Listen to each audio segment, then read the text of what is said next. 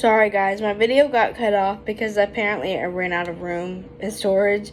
So we're just continuing right where I left off, and if it cuts off again, I'm sorry. I'll leave the link down in the description box. So it says, what if the radiation for the power plant is slowly leaking, causing brain damage to citizens of Springfield? This is why the Springfield residents have turned into basically caricatures of themselves over the years. Kimberly Gibbler had a learning disability in Full House. This actually makes a lot of sense. And this is from Redditor Ted Theodore McFly. It's been a while since I've seen Full House / Fuller House, so I may get some things wrong. In Full House, one of Kimmy's character traits was her bad grades / ineptness with schoolwork. Let's see. Where was I? It would be easy to assume that this is simple stupidity, but there have been episodes where she speaks fluent Spanish, shows surprisingly good driving skills, and plays multiple musical instruments. Furthermore, in Fuller House, she has a successful party planning service, so she must have at least some intelligence. Given that Full House takes place from 1987 through 1995, it would be very easy for a learning disability to be dismissed as simple laziness / stupidity. From what we hear of Kimmy's parents, they seem to be neglectful, borderlining on abusive, so they probably wouldn't go out of their way to help her get tested for disability / have necessary adjustments made to her curriculum. I actually do think that is, possible, honestly, and her parents are neglectful. Eric Foreman hallucinated the remaining half of That 70s Show while in a coma. Again, I've never seen the original That 70s Show, and I haven't seen the new reboot, so I don't know. I can't comment on that. From Redditor Nurse Barry, That 70s Show, Eric is in a coma from mid-season 4 and dies at the finale. I realize that in the first half of the series, the timeline really isn't all that bad. There are 13 episodes in 1976 and mid-season 1 until near the end of season 3 in 1977, containing one Halloween episode and one Christmas episode. It's after it turns to 1978 that things get hairy, with the year lasting until season 6 with several holiday episodes. Sorry, I thought it was going to stop recording. Several holiday episodes were repeated and birthdays not making sense. 1979 lasts until the final episode, season 8, Proof. In the episode Tornado Prom 4x15, it centers around Eric and the gang going to the snow prom. Eric forgets to pick up Donna at the radio station and ventures out to get her without hearing that a code red tornado warning has been issued for the town on his drive. The tornado is even shown behind the Vista Cruiser. A sad story takes place in the basement with Kitty and Red. Nothing about this is important except their last scene, where they find out the tornado warning has been lifted. If you listen after the announcer mentions it has been lifted, you'll hear this. An update on our top story. A local teen is in critical condition. This theory thinks that teen Eric is Eric. The tornado is shown going really close to his car. None of his friends would suspect anything was wrong until the storm died down. Donna was at the radio station, assuming he didn't come because of the storm. She's surprised he turns up at all in the episode, and everyone else was at the prom thinking he was safe with Donna. While the tornado warning in effect, if the Foremans received a phone call from the police or hospital, it's possible they didn't hear it. The nurse phone is in the kitchen upstairs, and their lines could easily be down anyway. I think the announcement is the first of the Foremans have heard about the situation. Eric is in a coma from injuries sustained by the tornado. And the reason the timeline beyond that episode is so messed up is that it's Eric's mind filling in the blanks. His mind tries to resolve any unresolved conflicts and possibly form new ideas like new couples or careers by his friends and family talking to him. Maybe some of these things actually did happen, but not just in the same timeline or same situations that he imagined. This is hard for me to read because it's so long. In the last season, his brain decides that it's time to test what his loved ones' lives would be like without him. He sees that everyone would eventually be okay and move on, and he finally lets go.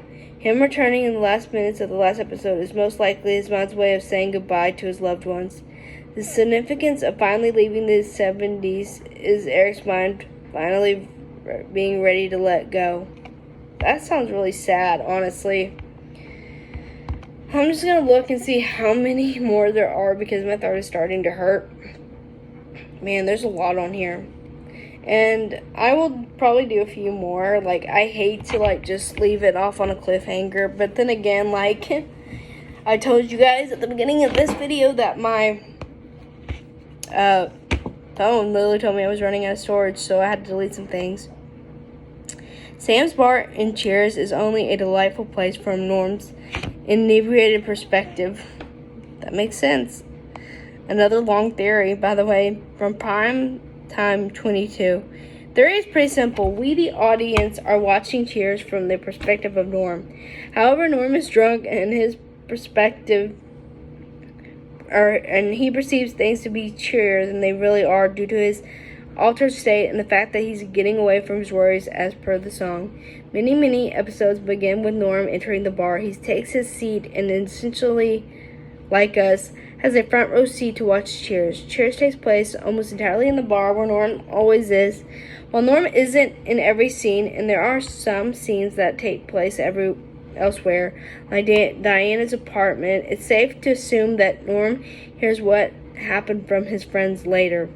Norm might be retelling the plot of Cheers to his wife, Vera, or his dog as seen in the episode Coach in Love Part 2.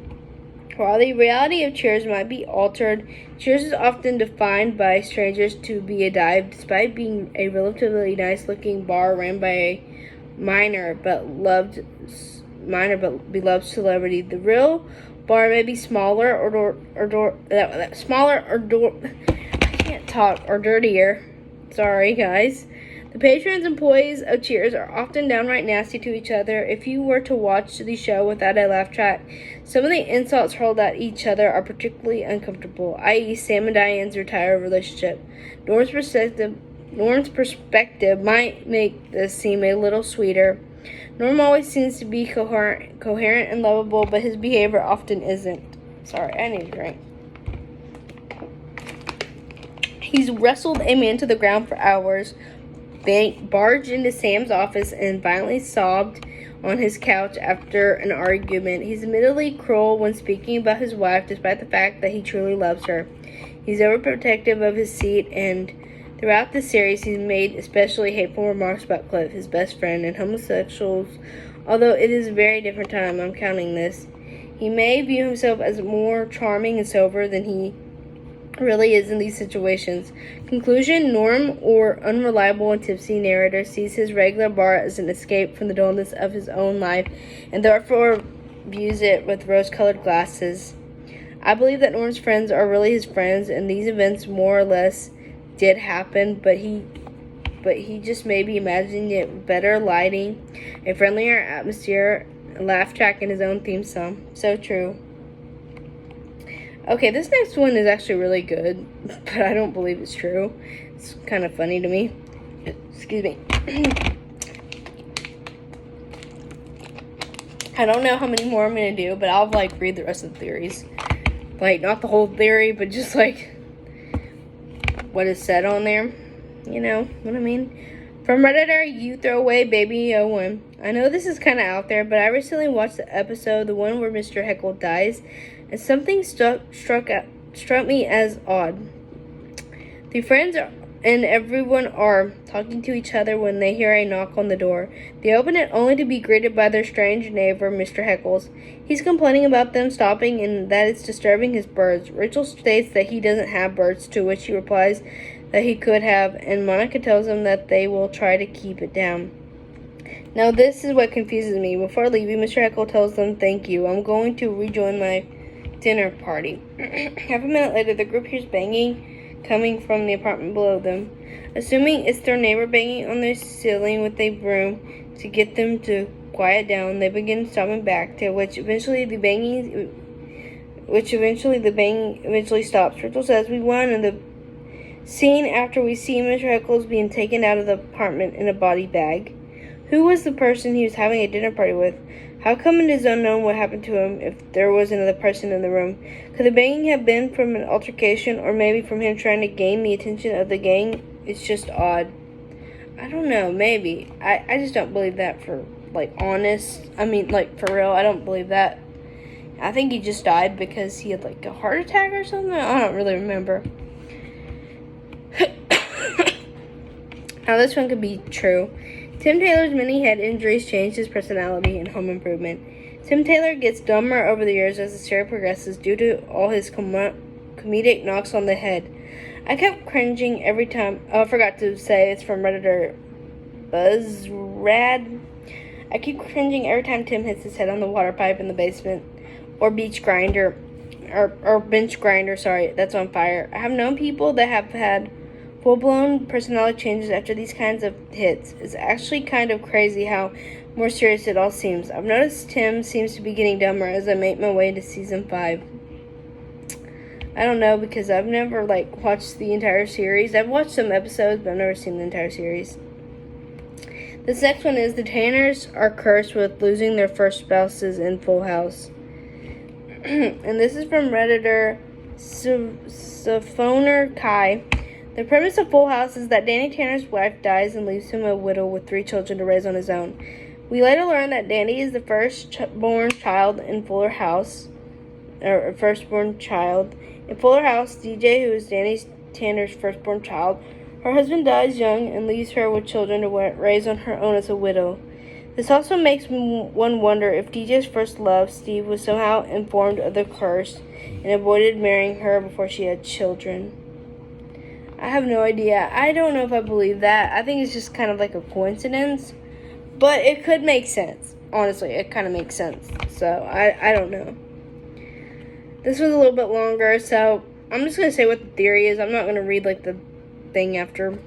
Fraser Crane is hiding his repressed depression in Fraser, which I have depression, so I understand. And this other one's really long, too. I'm just going to read it. Red Foreman hates himself and raises Eric to be nothing like him in that 70s show. And there's like a little picture that's down below. I don't want to wake up in 5 years and hate my life. That's unavoidable. So I'll show you the picture. I'm not going to read like the long parts because my throat is hurting a little bit. Ross and Rachel's relationship issues are because of a curse in Friends. I don't know if I believe that, but it could be possible. A curse in the pilot episode causes Ross and Rachel to have the troubled relationship they do. I just don't think they're like...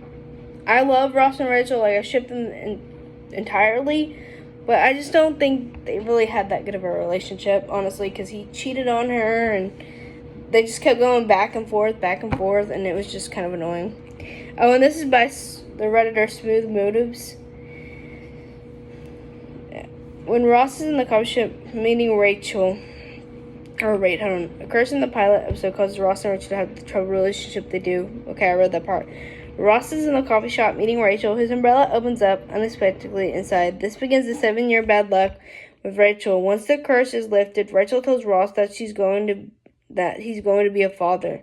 Season 1, September 22, 1994, pilot. Season 8, September 27, 2001, pregnancy announcement. I'm not sure about that, but okay. I'm not going to comment anymore on that.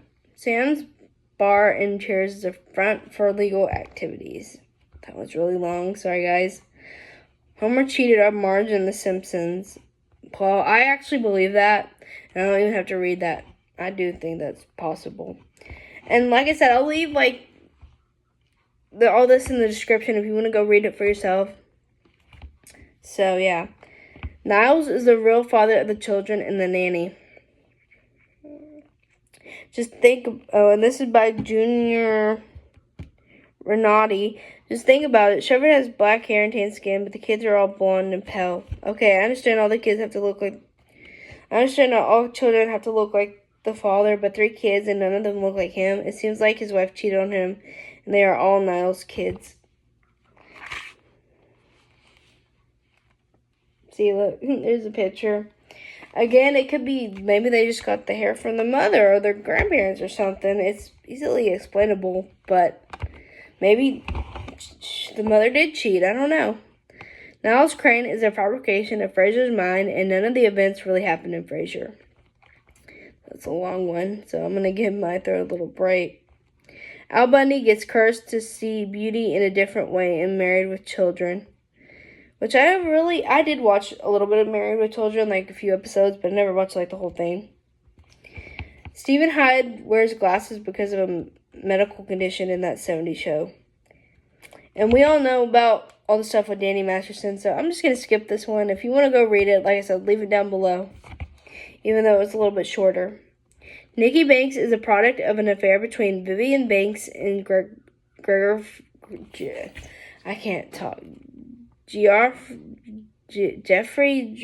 I don't know, the butler in The Fresh Prince of Bel-Air.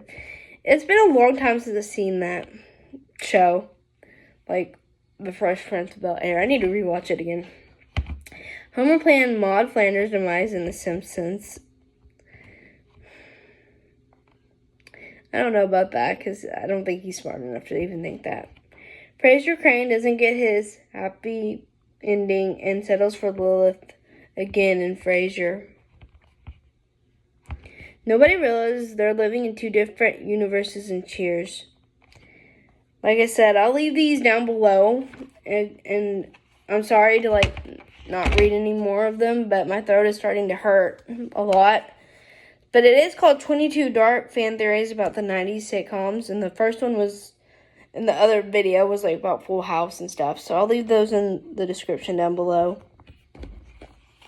Anyway, I'm gonna go, guys. I'll see you in the next one. Hopefully, my other videos won't stop filming when I'm filming them, so I'll just gotta upload, I guess, a lot of videos or something. So, anyway, I'm gonna go. Bye, guys.